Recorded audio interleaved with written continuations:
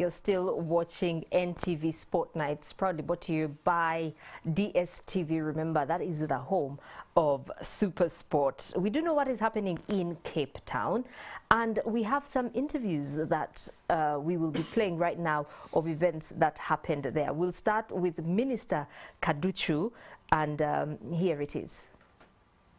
He's so overwhelmed, he's so happy with the performance of the sea crane.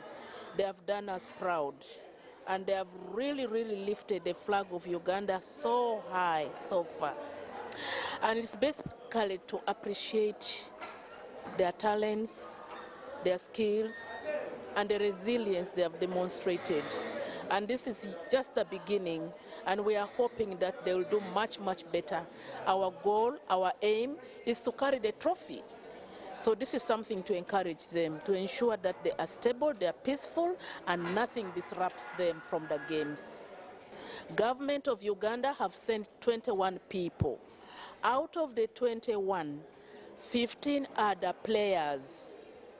Then the 6 comprise of the technical people, where we have the coach, we have the managers, we have the doctor who is a physiotherapist, we have the president, and we have the other technical people to support the team.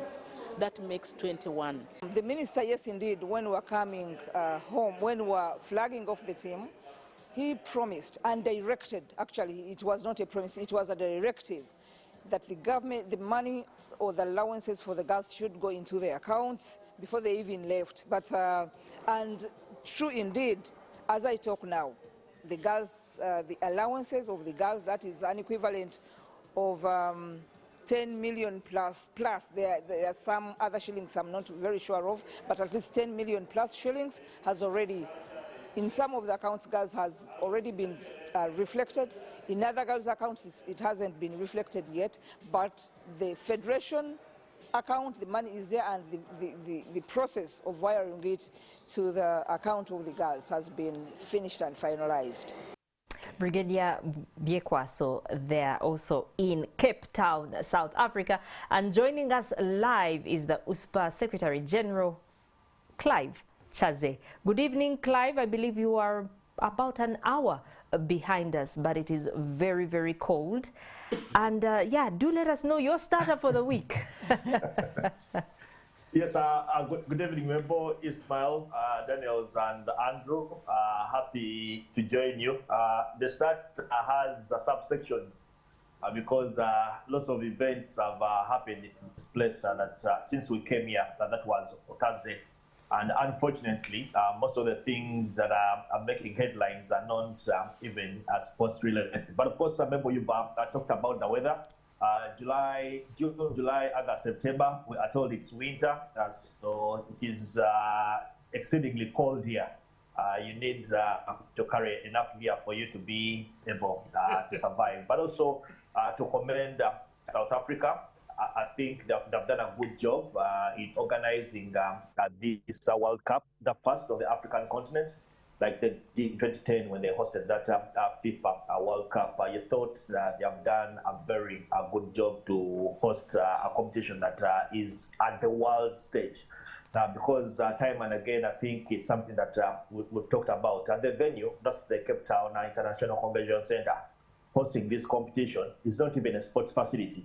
But they have managed to utilize the space they have to have 2 international courts where they have actually had these games played. You have 2 games going on at the same time. Because you have 16 teams, every team must play a game every day. So one court hosts 4 games, while the other court also hosts 4 games. And of course, that is one of the courts. The other that probably that has caught my attention is the fact that before the World Cup started, we all know what was going on. The scuffle between Sarah Babidi Brigadier Flavia Biekwaso, who is acting president of the Ugandan Netball Federation, while Sarah Babidi continues to serve suspension. Those fights didn't end in Kampala. Those fights didn't stop at Entebbe Airport. They actually got onto the flights, and they are still going on. You're lucky the pilot didn't send them out.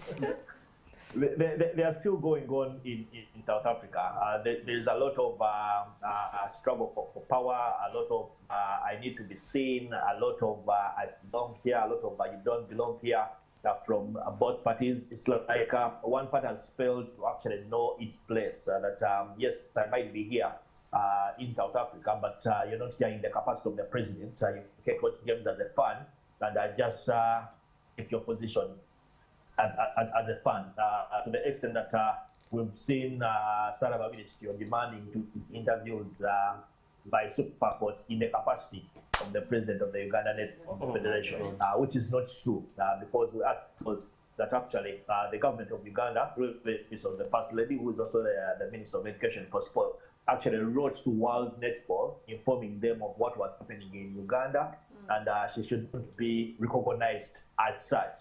But she continues to force her way into that position.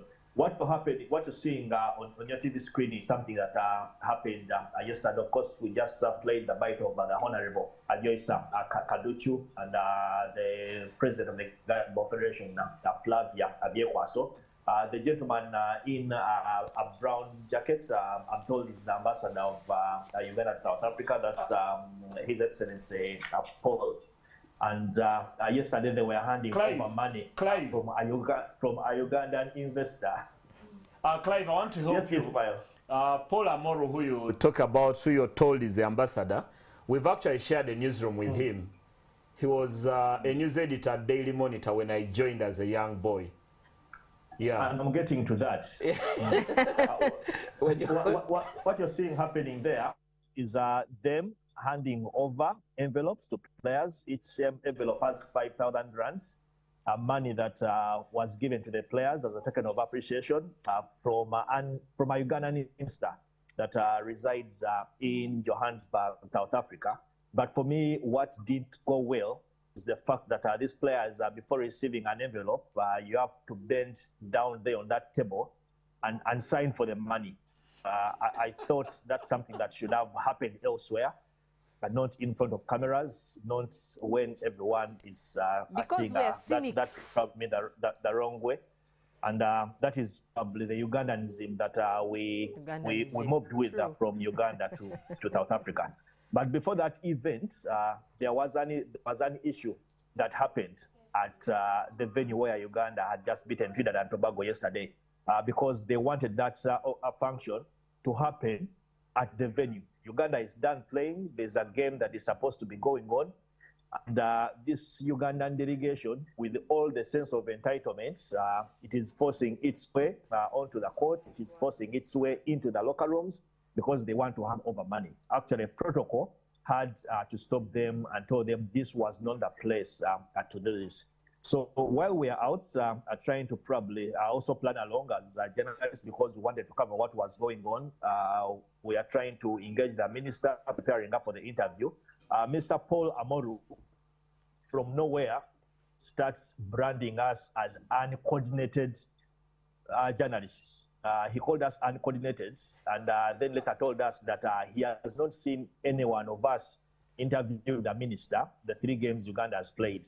And his argument was, because we are here representing the government of Uganda, we should have interviewed the minister for each and every game that Uganda has played.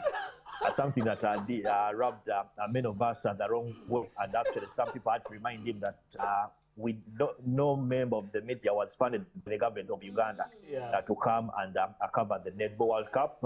Before you know it, he's threatening to deport all of us. He's threatening to cancel our visas and all sorts of things. So, of course, reminding us how he's a former journalist and he knows how the things operate and all that. While he was doing that, he forgot that actually the minister had been interviewed at least once or twice. But not because she's actually supposed to be interviewed, because she's not the one playing netball. You have the players, you have the coaches who deserve the limelight. But for me, the sense of entitlement and the Ugandanism that was exhibited by His Excellency, the Ambassador of Uganda to South Africa, was uncalled for and very disrespectful to the media. At some point, even threatened according to Don Wanyama, the CEO of Vision Group, got some members of New Vision for not according the minister the mileage or the limelight she deserves, because he's there to represent the government of Uganda. Things that for me didn't go very well. But outside that, we've been able to enjoy a good netball by the She Cranes. Of course, the head coach, Fred Mugera, making sure that he gives playing time to each member of the team. Of course, later we shall be talking to Benoba, who has been used sparingly, because the coach believes that every person that has traveled to South Africa actually has what it takes to go out there and do a good job. Unfortunately, Uganda cannot get themselves into the semi-finals after that loss to Jamaica today. But there is a lot to play for, and I strongly believe on Wednesday we shall be beating Wales, on Thursday we shall be beating South Africa, and we shall be fighting for positions 6th and 5th, which is a better position than what the She Cranes finished at, what was number 7 4 years ago in Liverpool. Clive, there's a final one, and I really enjoyed your starter because we've all seen what is happening on the court. We could all say Hanisha Mohammed started the first game as a goal shooter, yet we've seen her play as a goalkeeper, a GK most of the time, and we've seen all the alterations that Fred Mugera has made. But I've really got interested in all the things that are happening off on the outside, because they are very, very interesting. Now, there's another one. Earlier today, Uganda's biggest export to South Africa, Dennis Onyango, came to visit the team, and that was also dramatic. Yeah, and for me, what is disappointing that in the meeting that we had yesterday with the Ugandan High Commissioner to South Africa, the Honorable Minister, Brigadier Aflav, who is the President of the Uganda Netball Federation, it was announced in that meeting that Dennis Onyango was actually coming to visit the camp, give words of encouragement to the players, and then later he will watch the game against Jamaica. Now, when Onyango arrives, of course, he comes to the hotel where the team is staying. Dan Intale, the man who's in charge of marketing at the Uganda Netball Federation, starts to mobilize players to come and meet Dennis where they had arranged that the meeting was to be happening. In the process of all that, players are ordered to go back to their rooms. Because according to Brigadier Flavia Viekwaso, she wasn't aware of the meeting and she was told of the meeting, yet it was something that was actually talked about in the meeting that happened yesterday. So about 45 minutes or 1 hour, there is and stuff like that. But of course, some players who had already come out of their rooms stayed around while a meeting went on somewhere in one of those rooms between the brigadier and Dan Intale and other officials. And I think she eventually allowed, and players, actually all players, eventually came down.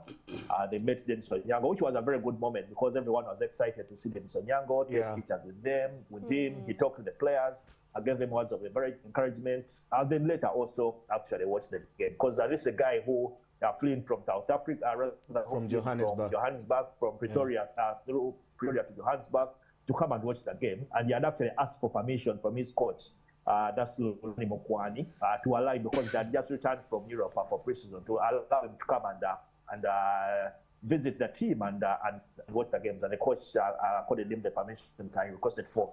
And everyone knew that he was coming around. But to the surprise of all of us, when he came, then all of a sudden, there was that scuff of the students go meeting because somebody wasn't told about the meeting, yet she clearly knew about this the previous day, which was yesterday.